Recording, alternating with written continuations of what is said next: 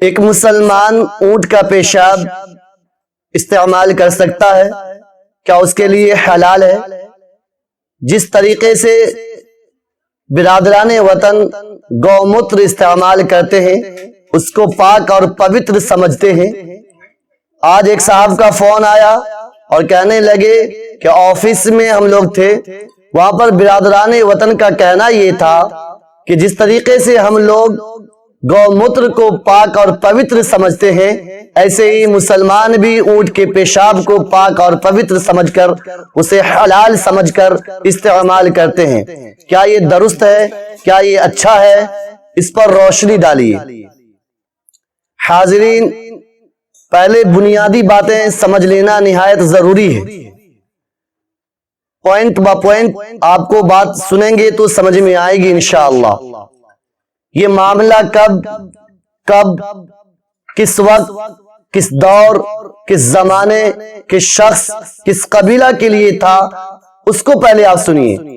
حاضرین، قبیلہ اورینا یا قبیلہ عقل کے کچھ لوگ حضور پرنور محمد عربی صلی اللہ تعالی علیہ وسلم کی بارگاہ میں تشریف لائے۔ ظاہراً انہوں نے کلمہ پڑھا، مسلمان ہونا اظہار کیا، ایمان لانا اظہار کیا، لیکن وہ باطناً مسلمان نہیں تھے، وہ منافق تھے، ان کی سازش تھی۔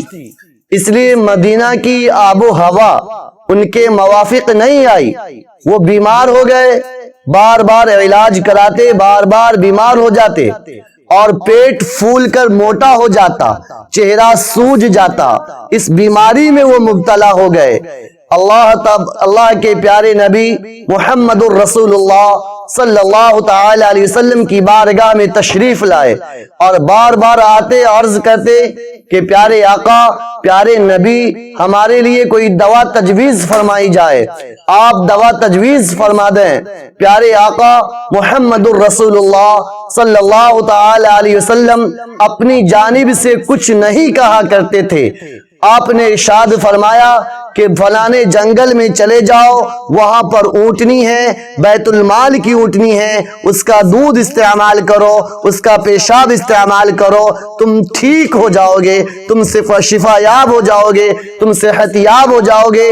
اس قبیلہ کے لوگوں نے ایسا ہی کیا، حضور کے فرمان پر عمل کیا، وہ تندرست بھی ہو گئے، صحت یاب بھی ہو گئے، اچھے بھی ہو گئے۔ لیکن ان لوگوں نے صحت یابی ہونے کے بعد ان لوگوں نے بیت المال کے اونٹ کو لے بھاگے اور چرواہے کو جو مقرر تھے ان کو بے دردی کے ساتھ، بے رحمی کے ساتھ انہوں نے دردناک طریقے سے ان کو شہید کر دیا، مخالف جانب سے ہاتھ پیر کاٹ دیے، ان کی آنکھیں پھوڑ دی اور تڑپا تڑپا کر مار ڈالا۔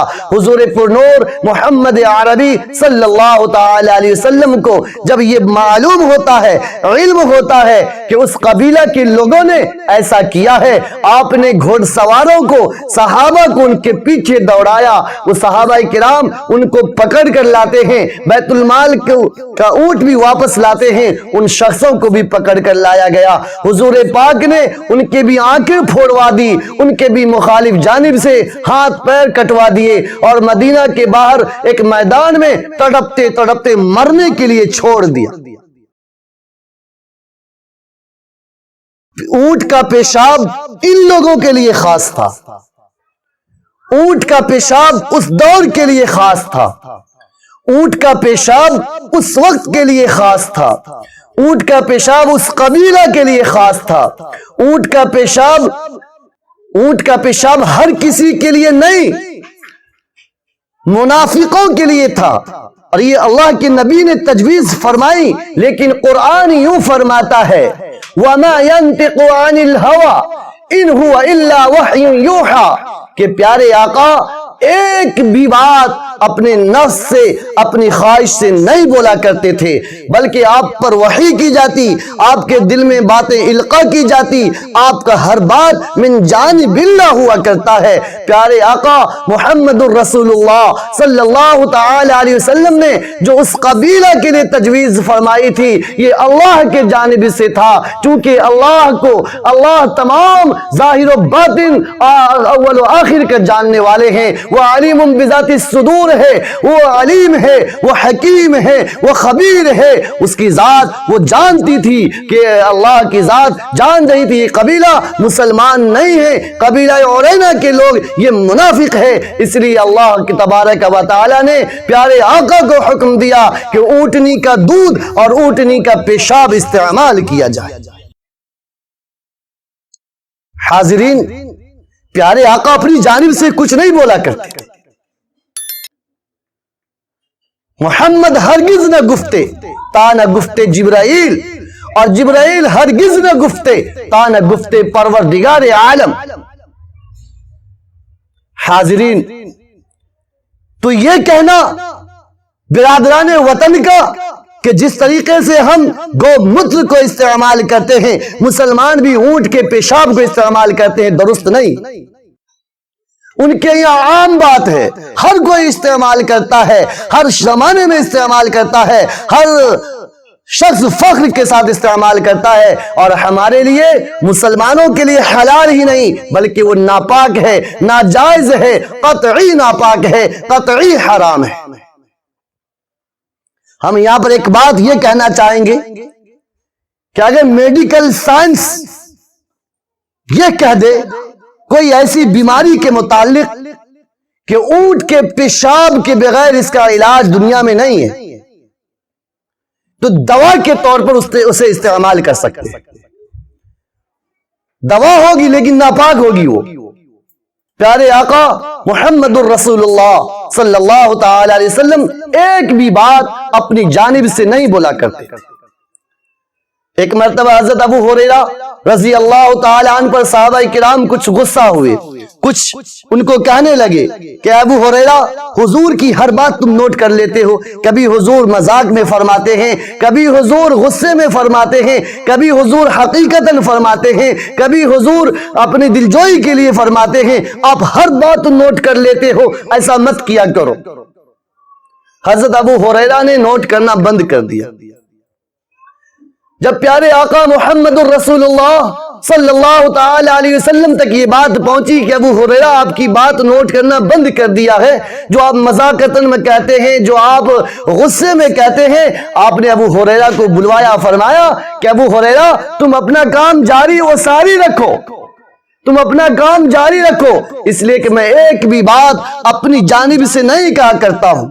پیارے آقا فرماتے ہیں کہ میں ایک بھی بات اپنی جانب سے نہیں کہتا، من جانب اللہ ہوتا ہے، اللہ کی جانب سے ہوتا ہے، ہر بات اللہ میرے دل میں القا کرتا ہے۔ حاضرین، تو یہ کہنا کہ گو موتر کی طرح اونٹ کا پیشاب بھی پاک ہے، اونٹ کا پیشاب بھی حلال ہے، یہ قطعی درست نہیں ہے۔ یہ اس زمانے کے لیے خاص تھا، ان لوگوں کے لیے خاص تھا، اس وقت کے لیے خاص تھا، اس آب و ہوا کے لیے خاص تھا۔ جب کوئی ایسی بات، مبہم بات، پیچیدہ بات آپ کے سامنے آئے تو اپنے علماء سے ضرور شیئر کیا کریں، اپنے علماء سے ضرور ربط کیا کریں۔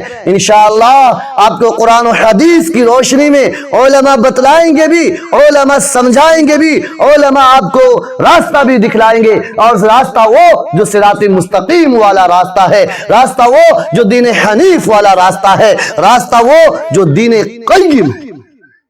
گومت برادران وطن استعمال کرتے ہیں، میں اس پر ٹپنیاں ہرگز نہیں کرتا، وہ ان کا دھرم ہے، وہ ان کی سوچ ہے، وہ ان کا طریقہ ہے، وہ کریں، لیکن یہ کہنا ہرگز جائز نہیں ہے، ہرگز جائز نہیں ہے کہ مسلمان اونٹ کے پیشاب کو استعمال کرتے ہیں۔ ہم تو نہیں کرتے، ہم تو اسے ناپاک سمجھتے ہیں، حرام سمجھتے ہیں، حلال نہیں سمجھتے۔